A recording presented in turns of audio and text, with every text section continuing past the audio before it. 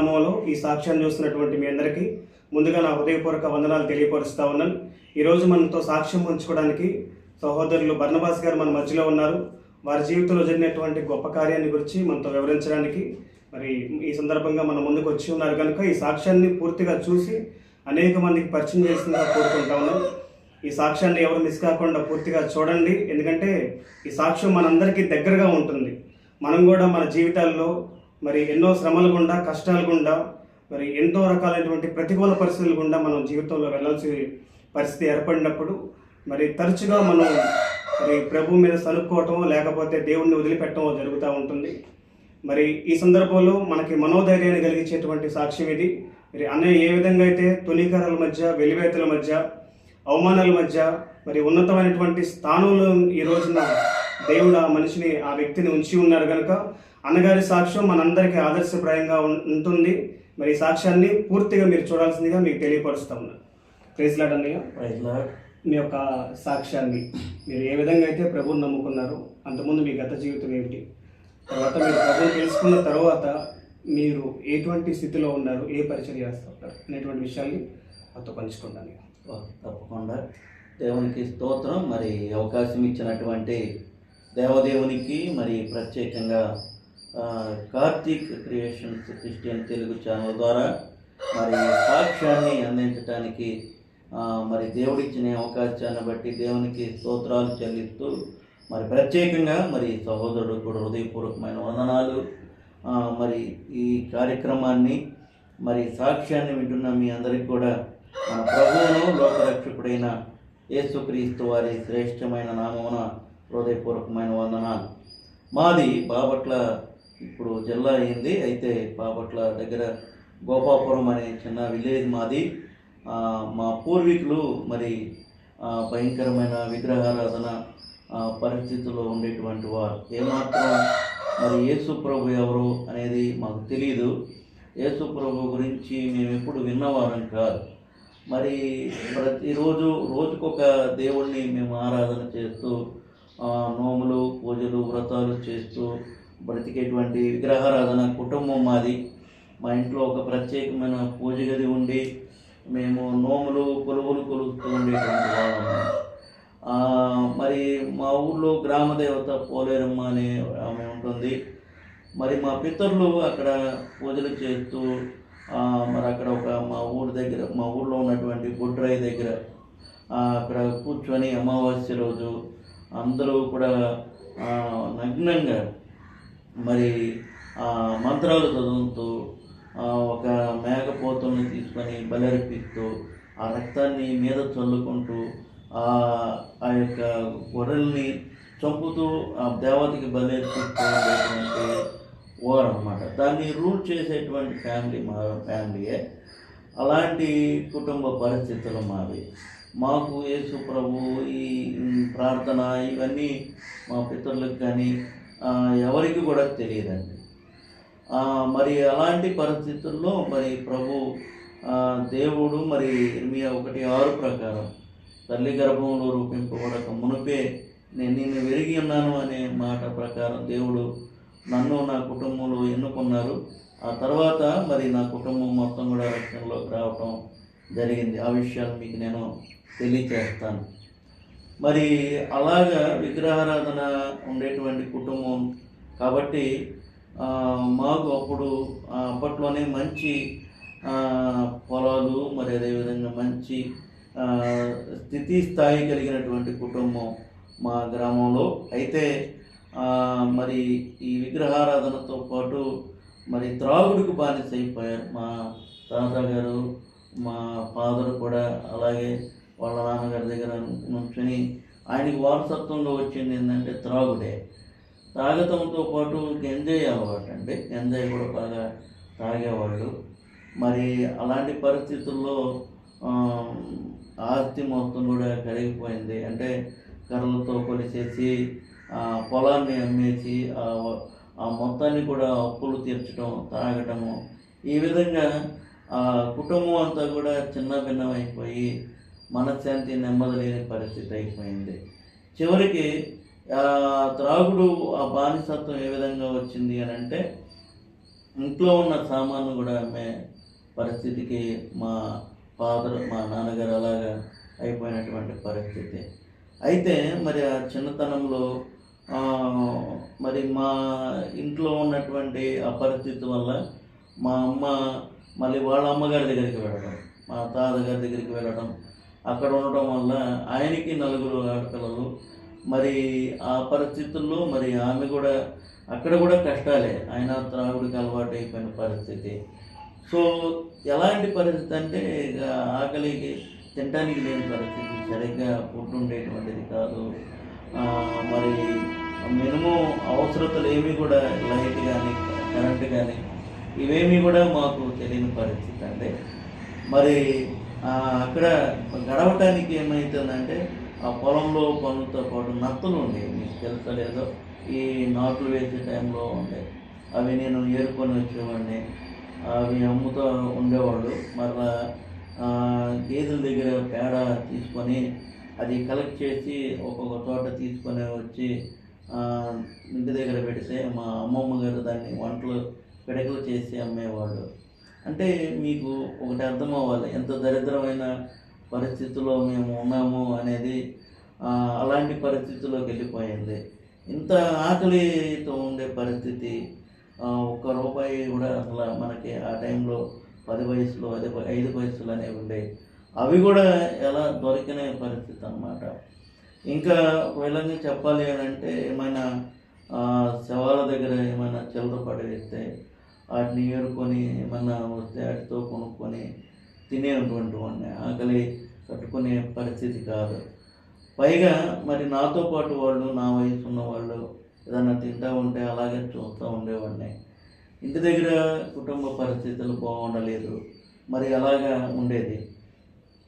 అయితే నేను మొదటిసారిగా యేసు ప్రభు దేవుడు అని తెలుసుకోవడానికి గల కారణం ఏంటి అని అంటే, మరి అక్కడే బాపట్ల దగ్గర నర్సాయిపాలెం అనే ఒక ఊరు ఉంది. అక్కడ సుధాకర్ గారు అని ఒక అతను, మరి ప్రభు కృపను బట్టి ఆయన గుడ్విల్ చిల్డ్రన్ సొసైటీ అని సలగల రాజశేఖర గారు హాస్టల్ ఉంటుందండి. ఆ హాస్టల్లో నన్ను జాయిన్ చేశారు. వీళ్ళ ఫాదరు లేరు, చనిపోయారండి. వీళ్ళ ఫాదరు మరి ఇలాంటి పరిస్థితి, కుటుంబం మరి అని చెప్పి నన్ను అక్కడ అనాథ హాస్టల్లో జాయిన్ చేయడం జరిగింది. అయితే అది ఒక క్రిస్టియన్ హాస్టల్. అది రోజు మార్నింగ్ ప్రార్థన చేసుకోవాలి. ఆదివారం ఒక పాస్టర్ గారు వచ్చి ప్రార్థన పెట్టి వెళుతూ ఉండేటువంటి హాస్టల్ అది. అందువల్ల అక్కడ పాస్టర్ గారు చెప్పే మాటలు, అక్కడ ప్రార్థన చేయటం, ఇవన్నీ నాకు మనసులో నెమ్మదినిచ్చాయి అన్నమాట. కొంచెం మనసు ప్రశాంతంగా, కొంచెం యేసు ప్రభు గురించి వింటున్నప్పుడు చాలా మంచిగా ఉండేది. అప్పుడు ఎర్ర బైబిళ్ళు ఉండేవి, చిన్న ఎర్ర బైబిల్, కొత్త నిబంధన అది ఇచ్చారండి ఫస్ట్లో. ఇక బైబిల్ చదువుకుంటూ అలా యేసు ప్రభు గురించి తెలుసుకోవడం ప్రారంభించాను. తర్వాత ఆయన గురించి ఆసక్తి పెరిగింది. ఎందుకంటే నాకు ఎక్కడ దొరకని మాటలు నా జీవితంలో, నా చిన్న వయసులోనే ఆ కుటుంబంలో నలిగిపోయిన పరిస్థితులు ఏంటండి అని అంటే, ఇప్పుడు ఉదాహరణకి ఏమైనా సెలవులు వస్తే హాస్టల్లో ఇంటికి వెళ్ళాలంటే చాలా ఆనందపడతారు, కానీ నేను వెళ్ళాలంటే భయపడేవాడిని. కారణం ఏంటంటే మా ఫాదర్ తాగటం, మా అమ్మని ఏమైనా కొడుతున్నారేమో అలాగ ఆలోచించు ఉండే. ఇప్పుడు వాళ్ళ గురించే మైండ్లో ఆలోచిస్తూ ఉండేవాడిని. ఆయన ఎంతగా ఆ త్రాగుడికి బానిస అయిపోయారంటే, ఇంట్లో ఒక టవల్ ఒకటి పరిచేసి దాని మీద ఎవరో ఒకళ్ళు ఇచ్చిన రైస్ దాంట్లో పోసి దాన్ని మూటగట్టి తీసుకెళ్ళి అమ్ముకురమ్మనేవాళ్ళు నన్ను. నేను తీసుకెళ్ళి అమ్ముకొని వచ్చేవాడిని. ఇక్కడ షాప్ వాళ్ళు తీసుకోకపోతే వాళ్ళకి తెలుసు, పాపం వాళ్ళ అమ్మ పొలం పని ఎవరో ఇచ్చిన బియ్యము ఇట్లా అమ్ముతున్నాడు వాళ్ళ అని చెప్పి వాళ్ళు తీసుకోవడానికి ఇష్టం లేకపోయినా, తీసుకోకపోతే మళ్ళీ వెళ్ళి మా ఫాదర్ వాళ్ళ మీద గొడవ పడతారు. అందుకని ఆ భయంతో వాళ్ళ రైస్ తీసుకునేవాళ్ళు అండి. తీసుకొని కొంచెం డబ్బులు ఇస్తే మళ్ళీ వాటిని తీసుకొని వెళ్ళి ఎంజాయ్ తీసుకొచ్చుకొని తాగేవాడు. అంటే మాకెవరో తినడానికి ఆకలి కలిగిస్తున్నారు, మేము కూడా ఆ విధంగా అమ్ముకునే పరిస్థితి అతను. అంత త్రాగుడికి బానిస అయిపోయిన పరిస్థితి. సరే నేను ఈ హాస్టల్లో అందుకే ఇంటికి వెళ్ళాలంటే భయం, మనసులో నెమ్మది ఉండేది కాదు. ఇప్పుడు ఆలోచిస్తూ ఉండేవాడిని. ఆ విధంగా నేను అక్కడే 10th వరకు చదివానండి. అదే హాస్టల్లో 10th వరకు చదివాను. నాకు ఈ పరిస్థితుల వల్ల నేను 10th క్లాసు ఫెయిల్ అయిన పరిస్థితి, 10th కూడా ఫెయిల్ అయ్యానండి. అయితే మరి ప్రభు కృపను బట్టి మరి ఆ తర్వాత కొంచెం కష్టపడి చదివి ఎట్లాగైనా సరే ఇంట్లో ఉండకూడదు. ఇంట్లో ఉంటే నాకు మనసు ప్రశాంతత లేదు. ఎంత ప్రశాంతత లేదని అంటే నేను ఒక మంచం మీద పడుకొని బోర్లగా పడుకొని ఏడిచేవాడిని. యేసు ప్రభువా, నువ్వు నిజమైన దేవుడు అయితే మరి నా ఫాదర్, మా అమ్మ, మా నాన్న ఇలా ఉన్నారు, వారిని మార్చు ప్రభువా, మా కుటుంబం ఇలాగ ఉంది. ఎందుకంటే ఆయన తాగి ఆ గంజాయి కూడా తాగిన మత్తులో ఏం చేస్తున్నాడు, ఏం మాట్లాడుతున్నారు, ఎలా ప్రవర్తిస్తున్నారు ఆయనకు తెలిసేది కాదు. ఇంటి మీద జనం వచ్చేవాళ్ళు, నాకు వణుకు చేసేది, చాలా భయంతో ఉండిపోయేవాడిని. అలాగా పడుకొని ఏడిస్తే మీరు నమ్మరు, నా కన్నీళ్ళు కింద పడిపోయాయండి, మంచం కింద ఉండేవి. అలాగా నేను ఏడ్చేవాడిని, దేవుడి దగ్గర ప్రార్థన చేసేవాడిని అండి. అంటే యేసు ప్రభు వారే నాకు హాస్టల్లో చెప్పాను కదండి, హాస్టల్లో పరిచయమైన యేసు ప్రభు వారి తర్వాత ఆయన చెప్పిన మాటలను బట్టి నేను ధైర్యం తెచ్చుకొని విశ్వాసం నుంచి ఆ విధంగా ఏడవటం, ప్రార్థన చేయటం మొదలుపెట్టాను. ఆ తర్వాత అయినా మార్పు రాలేదు, అలాగే ఉండేది పరిస్థితులు, ఇంకా పెరిగిపోయినాయి, ఇంకా బీభత్సమైన పరిస్థితులు, కుటుంబంలో నెమ్మది లేదు. మరి నాకు ఒక చెల్లెలు, ఆమెకు వివాహం చేసి పంపించడం జరిగింది. ఆ తర్వాత నేను మళ్ళా ఎలాగలాగా 10th పాస్ అయ్యి ఇంటర్మీడియట్ మరి మన ఆంధ్రప్రదేశ్లో ఒకే ఒక జూనియర్ కాలేజీ క్రిస్టియన్ది, విలీన్పూర్ జూనియర్ కాలేజీ బాపట్ల, అక్కడ ఇంటర్మీడియట్ చదవడానికి దేవుడు సహాయం చేశాడు. మరి అప్పుడు కూడా ఫీజు కట్టడానికి లేని పరిస్థితులు. మరి ఆ టైంలో మా అమ్మ కొంచెం కష్టపడి ఎక్కడో తీసుకొని వచ్చి చేసి ఆ ఫీజు కట్టి నాకు చదివించడానికి మరి ఆమెకు మంచి మనసునిచ్చారు. మరి ఆ విధంగా ఇంటర్మీడియట్ అయిపోయిందండి. తర్వాత డిగ్రీకి అక్కడే మరి బీఎస్సీ చేయడానికి బాపట్ల ఆర్ట్స్ అండ్ సైన్స్ కాలేజీలో నేను డిగ్రీ బీఎస్సీ ఎలక్ట్రానిక్స్ చదివాను. అక్కడ ఒక సోషల్ వెల్ఫేర్ హాస్టల్ ఉండేది, అక్కడ ఉండేవాడిని. అక్కడ ఎలాంటి పరిస్థితి అంటే నాకు సోపు కూడా ఉండేది కాదండి. మరి ఎవరైనా స్నానం చేసి వచ్చిన తర్వాత సబ్బు అక్కడ ఉంటే ఆ సబ్బుతోనే స్నానం చేసేవాడిని. ఒక ప్యాంటు, ఒక షర్టే ఉండేది, మంచి బట్టలు ఉండేవి కాదు, కాళ్ళకి చెప్పులు కూడా ఉండేవి కాదు. ఇది డిగ్రీ చదువుతున్న సమయంలో మరి అలాగే కాలేజీకి వెళ్ళి చదువుకునేటువంటి వాడిని అండి. అయితే అలాగలాగా పాస్ అవ్వాలి అనుకునేవాడిని. అయితే ఒకటి ప్రార్థనకి వెళ్ళేవాడిని. మరి నాకు అక్కడ బాప్తిస్మం ఇచ్చిన తండ్రి గారు మరి ఎంతో సుందరుడమ్మ తాను అని పాట రచించిన రచయిత మా తండ్రి గారు, మరి బాప్తిస్మం ఇచ్చిన తండ్రి గారు అండి మాతంగి ప్రశాంత్ రాజయ్య గారు. మరి ఆ మందిరంలో వాక్యము వినడం, ఆయన ఎక్కువగా పరమగీతము, ప్రకటన గ్రంథము బోధిస్తూ చాలా క్రొత్త విషయాలు చెప్తూ ఉండేవాళ్ళు. అలాగా వాక్యం మీద నాకు ఆసక్తి, నేర్చుకోవాలనే తపన ఉండేది. అలాగే కంటిన్యూషన్గా ప్రార్థనకు వెళ్ళేవాడిని. ఆయన దగ్గర మరి అయ్యగారు ఆరణ్యగిరిని మాసపత్రిక రాసేవాళ్ళు. ఆ పత్రిక రాయడానికి మళ్ళా ఆ పత్రికకి సంబంధించిన వర్క్ అంతా కూడా నేను డిగ్రీ చదివే టైంలో వెళ్ళేవాడిని. నేను వెళ్ళడానికి గల కారణం ఏంటి అని అంటే, అక్కడ ఆ పని చేస్తుంటేనే మనసు నెమ్మదిగా ఉండేదండి. మళ్ళా వస్తే మళ్ళీ నిద్ర పట్టేది కాదు. నైట్ అంతా అలాగే కూర్చుని ఉండేవాడిని. ఆ బాపట్ల, ఆ త్రోగలవ, ఆ ప్రాంతం అంతా కూడా తిరుగుతూ ఉండేవాడిని ఒక్కడనే.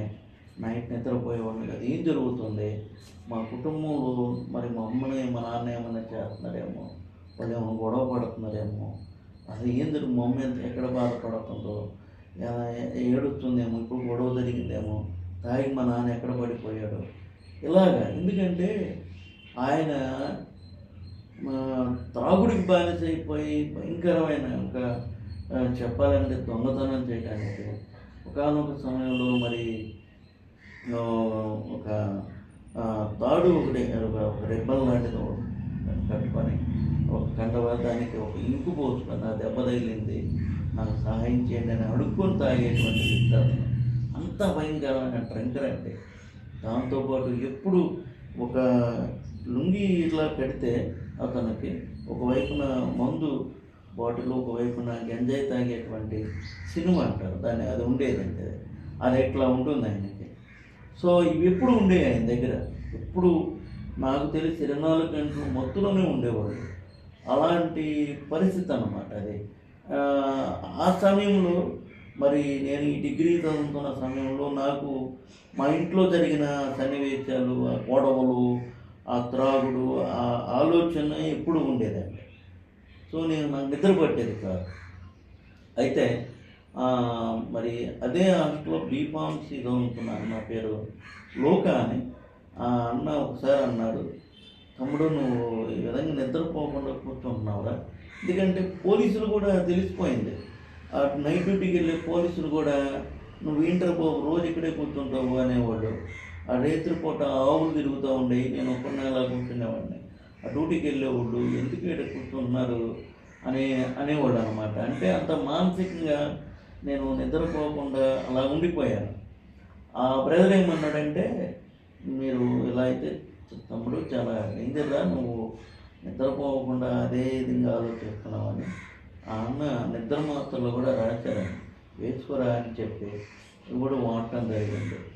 అలాగా నేను ఆ విధమైన పరిస్థితుల్లో దొరికిపోయి మానసికంగా వాళ్ళ గురించి ఆలోచిస్తూ, వాళ్ళ గురించే తప్పిస్తూ ప్రార్థన చేస్తూ ఉండేవాడిని అండి.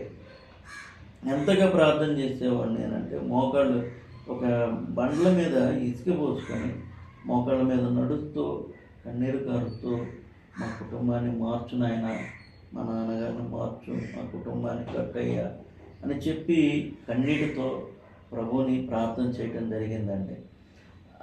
తర్వాత మరి ప్రభు కృపను బట్టి మరి డిగ్రీ అయిపోయింది. తర్వాత నేను ఎంఎస్సి నాగార్జున యూనివర్సిటీలో చదవడానికి సహాయం చేశారు. మరి ప్రార్థిస్తూ ఉండగా ఇంకా అలాంటి పరిస్థితులే ఉన్నాయి, అలాంటి కుటుంబ పరిస్థితులే ఉన్నాయి. అయితే నేను ఎలాంటి అనుకున్న టైంలో మార్పు లేదు. నేనే ఆత్మీయంగా ఏ స్థితికి ఎదిగానంటే, కొంతమంది అక్కడే చదివే పిల్లల్ని కూర్చోబెట్టి వాళ్ళ టెంపుల్స్కి వెళ్తూ ఉండేవాళ్ళు. అలా వెళ్ళకుండా వాళ్ళందరినీ గ్యాదర్ చేసి నేను మోకాళ్ళ మీద ఉండి, ఇప్పటికీ చెప్తారండి ఎస్సీ హాస్టల్లో ఆ వాక్యాలు అక్కడ రాసుకుని ఉంటాయి, అలా కొన్ని వాక్యాలు అలా చెప్పేవాడిని అండి వాక్యాలు. అలా నేను వాక్యం చెప్పే పరిస్థితిలోకి నాకు తెలిసిన మాటలు నేను చెప్పే పరిస్థితిలో ఉన్నప్పుడు, మా ఫాదర్ రక్షణ లేదు అని చెప్పి, ఆ కుటుంబం అలాగ ఉంది అని చెప్పి నేను వేదన చెందుతూ నేను అనుకున్నాను, ప్రభువా ఒకటే ప్రార్థన చేసి అప్పటికి 2 సార్లు చనిపోదామని వెళ్ళాను. నాకు చిరాకు అనిపించింది, విసుగొచ్చేసింది, నిరాశల్లోకి వెళ్ళిపోయాను, శూన్యమైపోయింది, భవిష్యత్తు ఏం కనిపించట్లేదు, మరి కలవరాలు, మనసు నిండా వేదన. మరి డిగ్రీ కూడా అది ఒక సబ్జెక్ట్ ఆగిపోయింది, అది పాస్ అవ్వని పరిస్థితి. ఇలాంటి శూన్యమైపోయిన పరిస్థితుల్లో ఎందుకు బ్రతకాలి నేను? ఇప్పుడు కన్న తండ్రి మరి పట్టించుకోకపోతే మరి ఆ పిల్లవాడి పరిస్థితి ఎలా ఉంటుంది? సో అలాగా ఒక రాసుడని పెనలేని, తప్పు లేని, మంచి బట్టలు లేని ఒక దరిద్రమైన పరిస్థితిలో నేను బ్రతుకుతూ మరి అలాగే ఎంఎస్సి జాయిన్ అయ్యాను. దేవుడు కృపను బట్టి డిగ్రీ చేసుకొని ఆ తర్వాత నేను ప్రార్థన చేసుకుంటా, ఇంకా బలంగా ప్రార్థన చేస్తూ ఉంటే మరి దేవుని మహాకృపను బట్టి ఆయన త్రాగుడు మానేశాడు. మా ఫాదర్ ఆయన త్రాగుడు పూర్తిగా మానేశారండి. అది దేవుడు చేసిన గొప్ప కార్యం. అది ఎందుకు అంటే, అది ఏ మనిషి భూమి మీద ఎంత పెద్ద డాక్టర్ అయినా, ఎంత పెద్ద సైకాలజిస్ట్ అయినా అలాంటి కార్యాన్ని చేయలేడండి. ఒక్క యేసు ప్రభు మాత్రమే చేయగలరు. ఆయనకి అది సాధ్యం. అది చాలా మంది రాజకీయ నాయకులు మద్యపానం నిషేధం అంటున్నారు, వాళ్ళ వల్ల కదంటారా? ఎవరి వల్ల కాదు, అవి మాటలకే పరిమితం అవుతాయి.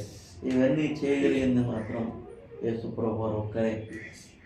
అయితే ఈ బైబిల్ నాకు 1997లో నేను 8th 9th చదువుతున్నప్పుడు అదే హాస్టల్లో నాకు వాక్యం చదివే ఆసక్తిని బట్టి నాకు ఈ బైబిల్ని వాళ్ళు స్పాన్సర్ చేశారు. ఇప్పటికీ చిల్డ్రన్ సొసైటీ సంబంధించినటువంటి ముద్ర ఉంటుందండి ఇక్కడ, వాళ్ళు ముద్రించి హాస్టల్కి సంబంధించినటువంటి మరి వాళ్ళు ప్రేమించి ఇచ్చినటువంటి బైబిల్ అది.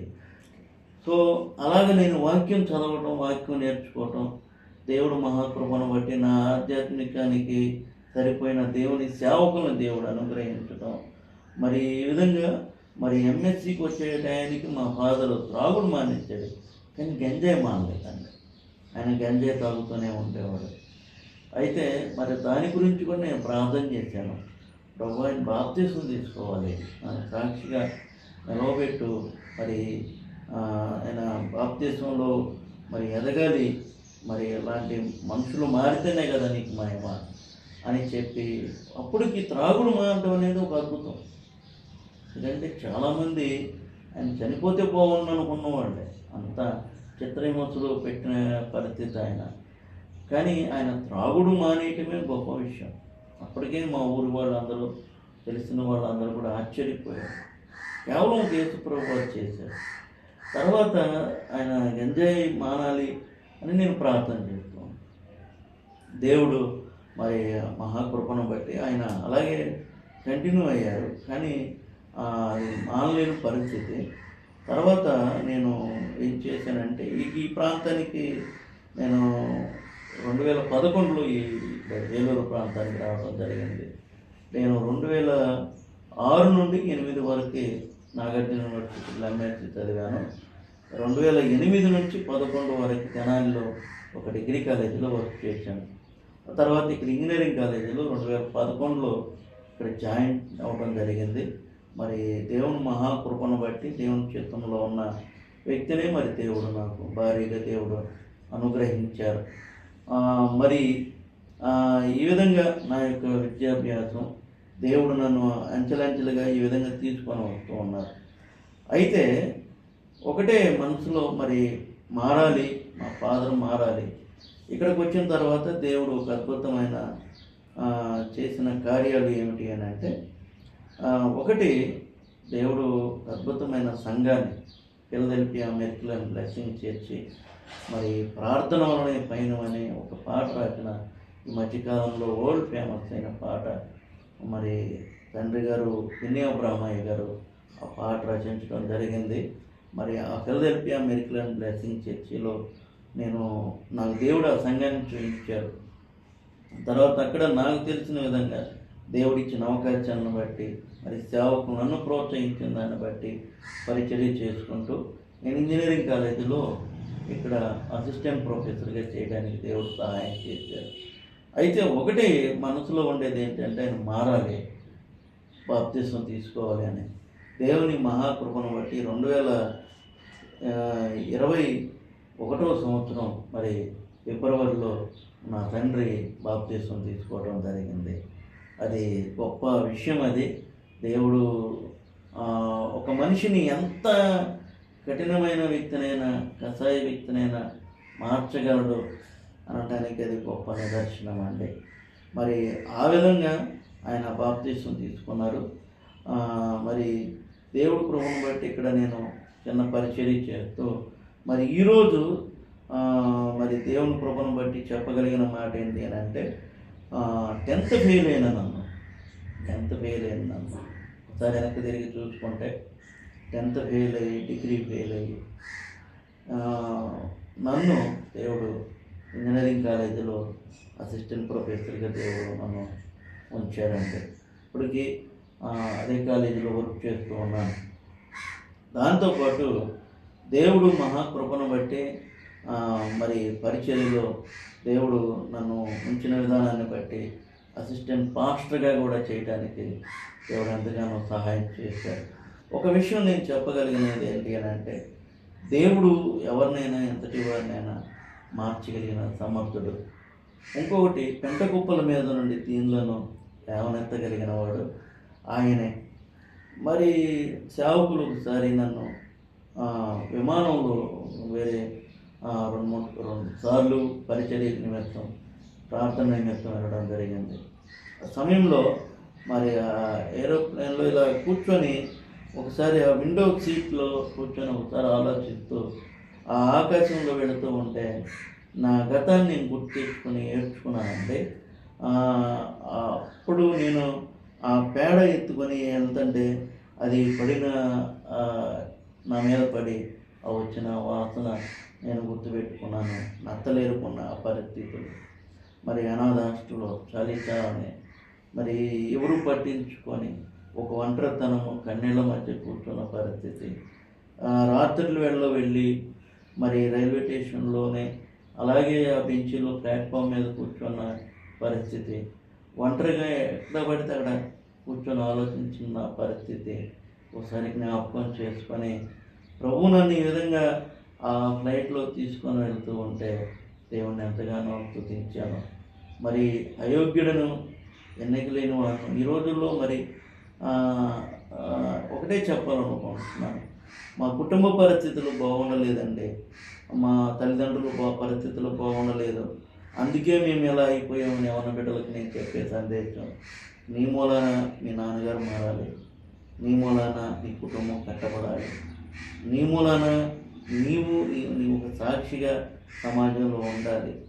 వాళ్ళు చేయలేనిది దేవుడు నీ చేత చేయించాలని ఆశపడుతూ ఉన్నారు. ఇప్పటికీ మా పేరెంట్స్ ఉన్నారు, మంచిగా వాళ్ళు స్థానిక గానే ఆ ఊళ్ళోనే ఉంటూ వాళ్ళు మంచిగా బ్రతుకుతూ ఉన్నారు. నేను ఇక్కడ పరిచర్య చేసుకుంటూ మరి ఉద్యోగం చేసుకుంటూ కుటుంబాన్ని పోషిస్తూ మరి నా దేవుని సాక్ష్యాన్ని తెలియజేయడానికి, నా జీవితంలో దేవుడు చేసిన మేలును పంచుకోవడానికి, వాక్యం చెప్పే తలంతను దేవుడు కొరకు వాడవటానికి దేవుడు నన్ను వాడుకుంటూ ఉన్నారు.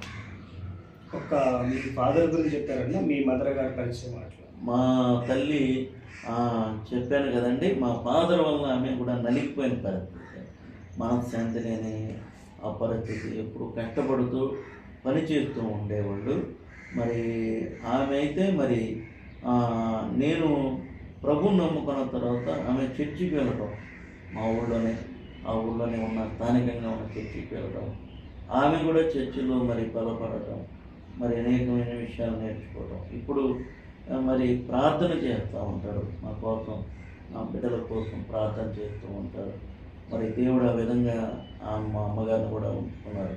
ఇంకొక విషయం చెప్పాలి, వివాహం అయిన తర్వాత మరి మా మిస్సెస్కి థైరాయిడ్ ఉండటం వల్ల మరి పిల్లలు పుట్టరు అని చెప్పారంటే, తర్వాత నేను ప్రార్థన చేశాను, ప్రభు నీకు అసాధ్యమైంది ఏదీ లేదు, నువ్వు చేయలేనిది ఏదీ లేదని నేను ఆమె కోసం ప్రార్థన చేశాను. నా కుమారుడిని ఎత్తాను, ఆ కుమారుడికి నేను జోయల్ అని పెడతాను పేరు అని చెప్పి, అతను పుట్టక ముందే నేను ఆ పేరు పెట్టి ప్రార్థన చేశాను. ఇప్పుడు తను 8th క్లాస్ చదువుతూ ఉన్నాడండి. దేవుడు గొప్ప కార్యం చేశాడు. తనతో పాటు నాకు కుమార్తెను కూడా దేవుడు ఇచ్చారు. పాప 5వ తరగతి, జెసికా రూపీ పేరు. దేవుడు కృపను బట్టి అలా విధంగా దేవుళ్ళు ఎదుగుతూ ఉన్నారు. ఓకేనా, మీ గత అనుభవాలు గుర్తు చేసుకుంటే చాలా పేదరికంగా ఉన్న మీరు ఈ రోజున దేవుడు ఒక ఉన్నతమైన స్థానంలో గురించి, మరి మీలాగా ఉన్నటువంటి వాళ్ళకు కొంతమందికైనా సహాయపడాలనేటువంటి ఆలోచన ఏమైనా కలిగి ఉన్నారు? ఖచ్చితంగా. మరి అటువంటి అవకాశాలు వస్తే దేవుడు నాకు ఇచ్చినటువంటి శక్తి సామర్థ్యాన్ని బట్టి ఆత్మీయంగానే కాకుండా కొన్ని రకాలుగా భౌతికంగా కూడా సహాయం చేయడానికి నేను ముందుగా ఉంటాను. చాలా గొప్ప సాక్ష్యాన్ని మాతో పంచుకున్నారు. చివరిగా ఏమన్నా మీరు మా ప్రేక్షకులకు ఏమన్నా చెప్పగలరు మీ సాక్ష్యం ద్వారా? ప్రత్యేకంగా దేవుని వాక్యంలో ఉంటుంది కదండి, ఆయన పెంట కుప్పల మీద నుండి దీనిలను లేవనెత్తగలిగిన వాడు ఆయనే. ప్రధానులతో, ప్రజల ప్రధానులతో వారిని కూర్చుండబెట్టగలిగిన దేవుడు ఆయనే. ఒకటి, యేసు ప్రభువారు మతానికి సంబంధించిన దేవుడు కాదు. యేసు ప్రభువారు ఏ కులానికో, ఏ జాతికో, ఏ వర్గానికో, ఏ ప్రాంతానికో సంబంధించిన వాడు కాదు. రోజుకి ఒక దేవుణ్ణి ఆరాధించే మమ్మలను దేవుడు ఈ విధంగా నిజమైన దేవుణ్ణి ఆరాధించడానికి యేసు ప్రభువారు దాని కృపను అనుగ్రహించారు. ఆయన లోకరక్షకుడు, మతాన్ని కాదు మార్చేది ఆయన, మనిషి మతిని మార్చగలిగిన దేవుడు, మానవ హృదయాలను మార్చగలిగిన దేవుడు. అంతేకాదండి, నా సాక్ష్యం ద్వారా చెప్పగలిగిన మాట, ఒక మనిషి ఎంత పడిపోయినా, దరిద్రం స్థితిలోకి వెళ్ళినా, ఒక కంపు కొట్టే పరిస్థితిలోనికి వెళ్ళిపోయినా, అణగారిన స్థితి నుండి, ఆ స్థితి నుండి దేవుడు చేయి చాపి లేపగలిగిన సమర్థుడు అని చెప్పి నేను ఖచ్చితంగా చెప్పగలను. మీలో ఎవరైనా సరే మా పరిస్థితి బాగుండలేదు, మనశ్శాంతి నెమ్మది లేకుండా ఉండాలంటే చేయగలిగినది ఒకటే, ఆయన పాదాలు తప్ప వేరే మార్గం లేదు. ఆయన పాదాలు పట్టుకొని నేను ప్రార్థించినట్లుగా మీరు ప్రార్థించగలిగితే నా జీవితంలో దేవుడు చేసిన మేలు ఖచ్చితంగా మీ జీవితంలో ఖచ్చితంగా చేయగలిగిన సమర్థుడు. ఆమేన్. మరి ఈ యొక్క సాక్ష్యాన్ని ఇప్పటిదాకా చూసినందుకు మీ అందరికీ నా హృదయపూర్వక వందనాలు తెలియపరుస్తూ ఉన్నాను. ఈ సాక్ష్యాన్ని మరి అనేక మందికి చేరవేసే విధంగా చిన్న లైక్ చేయండి. ఇది అనేక మందికి షేర్ అవుతుంది. తద్వారా దేవుని యొక్క కార్యాన్ని వారు కూడా తెలుసుకోవడానికి అవకాశం ఉంటుంది కనుక ఇది పరిచయార్థంగా అనేక మందికి షేర్ చేయాల్సిందిగా మీకు తెలియపరుస్తూ ఉంది. మీ అందరికీ నా హృదయపూర్వక వందనాలు.